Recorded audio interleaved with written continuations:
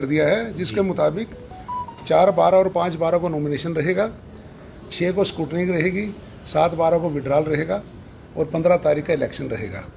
Voting time सुबह 9 से शाम को 4:30 रहेगा। उसके बाद गिनती और रिजल्ट। और हमारे 5 पोस्ट हैं यहाँ पर।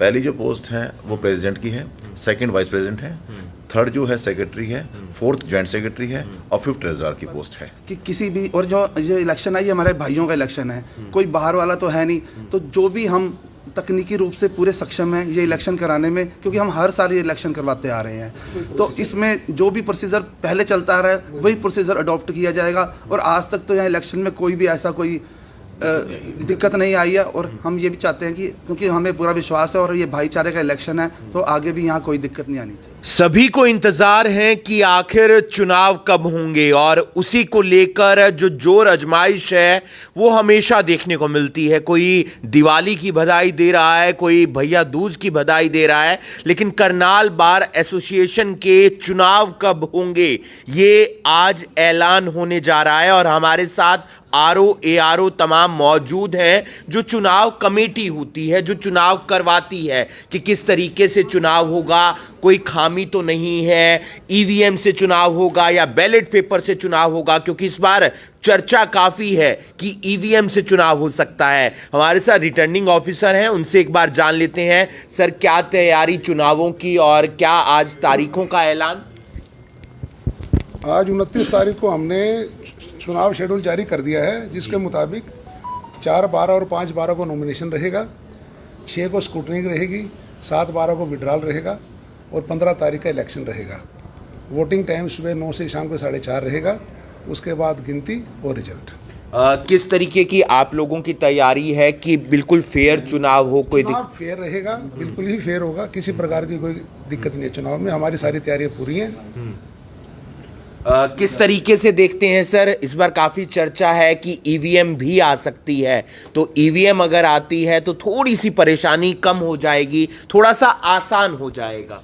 ये बात ठीक है। हमारी कोशिश इस बारी ईवीएम से अगर इलेक्शन हो जाए तो बहुत बेटर है, क्योंकि अदर बार एसोसिएशंस भी इस बारी, जैसे कि पंचकुला बार एसोसिएशन ने पिछले साल भी इलेक्शन ईवीएम से कराया था, इस बारी वो करवा रहे हैं।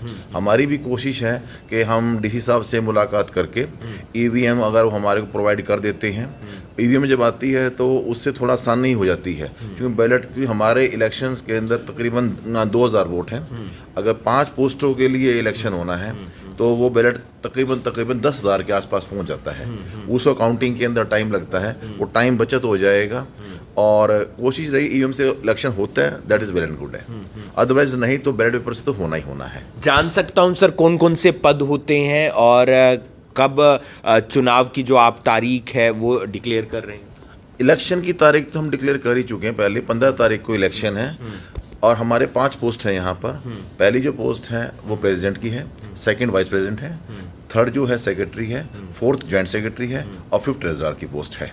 5 पोस्टों के इलेक्शन हो रहा है ये। तो बिल्कुल एक बड़ा ऐलान है। 4 और 5 दिसंबर को कोई भी नॉमिनेशन भर सकता है जो इस चुनाव में खड़ा होना चाहता है, अपनी भागीदारी पेश करना चाहता है। उसके बाद 6 तारीख को छटनी हो जाएगी, यानी कि अगर कोई अपना किसी की कोई खामी तो नहीं है, किसी ने कुछ गलत डाटा तो उसके अंदर भर नहीं दिया है। उसके बाद 7 तारीख को विड्रॉल, यानी कि अगर कोई अपना नामांकन वापस लेना चाहता है तो वापस ले सकता है।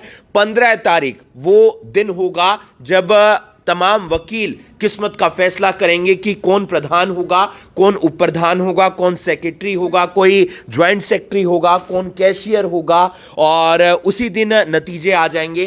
सर, क्या क्या खामियों का डर रहता है, वो खामी ना हो उसके लिए आप लोग किस तरीके से तैयार हैं? एक्चुअली हर साल ही यहाँ पर इलेक्शन होता है, सालाना इलेक्शन होता है, तो हमें इस बात का पूरा पता है कि यहाँ पर कि किसी भी और जो इलेक्शन है ये हमारे भाइयों का इलेक्शन है, कोई बाहर वाला तो है नहीं। तो जो भी हम तकनीकी रूप से पूरे सक्षम हैं ये इलेक्शन कराने में, क्योंकि हम हर साल ये इलेक्शन करवाते आ रहे हैं। तो इसमें जो भी प्रोसीजर पहले चलता आ रहा है वही प्रोसीजर अडॉप्ट किया जाएगा। और आज तक तो यहाँ इलेक्शन में कोई भी ऐसा कोई दिक्कत नहीं आई है। और हम ये भी चाहते हैं कि क्योंकि हमें पूरा विश्वास है और ये भाईचारे का इलेक्शन है, तो आगे भी यहाँ कोई दिक्कत नहीं आनी चाहिए। कोशिश रहेगी सर पूरा शांतिपूर्ण तरीके से इलेक्शन संपन्न हो। हाँ बिल्कुल कोशिश रहेगी शांतिपूर्ण तरीके से और सही सिस्टम से चुनाव हो।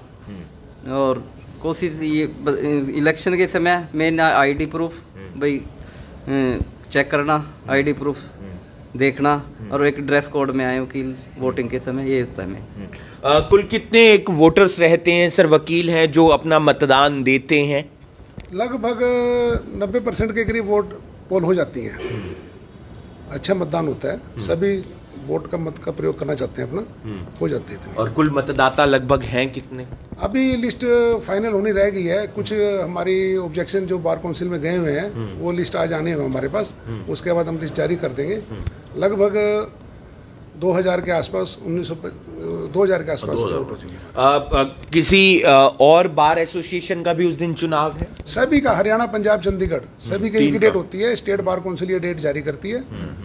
3rd फ्राइडे का इलेक्शन तो पूरे जिलों के अंदर उसी तारीख को हाँ, होगा? पंजाब, हरियाणा, चंडीगढ़ हाई कोर्ट में इलेक्शन सेम डे होता है। सेम डे है। कुछ अपील करना चाहेंगे तमाम सर जो उम्मीदवार होंगे प्रधान और पद के लिए, या बाकी जो मतदाता हैं जो वोट देंगे? बीइंग इलेक्शन कमेटी हम इसके बारे में इतने कुछ कह पाएंगे। ये है कि शांतिपूर्ण इलेक्शन होता है हर बारी, इस बार शांतिपूर्ण भाईचारे का इलेक्शन, शांतिपूर्ण नहीं रहेगा इलेक्शन, ये इसमें कोई ऐसी दिक्कत नहीं होती दोस्त, ये बड़े इलेक्शन होता है। बाकी धन्यवाद। अब मीटिंग होंगी, अब बैठकें होंगी, क्योंकि करनाल बार एसोसिएशन के चुनावों की तारीख का ऐलान हो चुका है। 4 और 5 दिसंबर वो तारीख होंगी जब आप अपना नॉमिनेशन फाइल कर सकते हैं। 6 तारीख वो होगी जब छटनी की जाएगी कि किसी ने अपना नामांकन गलत तो नहीं भरा है। 7 तारीख यानी कि 7 दिसंबर अगर कोई अपना नामांकन वापस लेना चाहता है तो वो ले सकता है। और 15 तारीख चुनाव की तारीख है, यानी कि पूरे हरियाणा के अंदर, पंजाब के अंदर और चंडीगढ़ के अंदर अलग अलग जिलों के अंदर बार एसोसिएशन के चुनाव होंगे। करनाल बार एसोसिएशन के चुनाव भी उसी दिन होने हैं। लेकिन एक बड़ा बदलाव हो सकता है, हो इसलिए सकता है क्योंकि पंचकुला बार एसोसिएशन ने भी ईवीएम के जरिए चुनाव करवाए जा चुके हैं। शायद करनाल में भी इस बार बैलेट पेपर की बजाय ईवीएम के जरिए चुनाव हो सकते हैं। प्रधान पद, उप प्रधान पद, सेक्रेटरी पद, ज्वाइंट सेक्रेटरी पद और कैशियर पद के लिए हर साल भाईचारे के साथ शांतिपूर्वक चुनाव होता है। इस बार कौन कौन मैदान में आता है और किसकी जीत होती है, ये 15 दिसंबर शाम तक फाइनल हो जाएगा। करीब 2000 के आसपास वोटर्स हैं, यानी कि वकील हैं जो अपना मतदान देंगे। उनमें से कितनी जो पोलिंग होती है उस दिन वो देखना होगा। आप देख रहे हैं करनाल ब्रेकिंग न्यूज़, मैं हूं आपके साथ हिमांशु।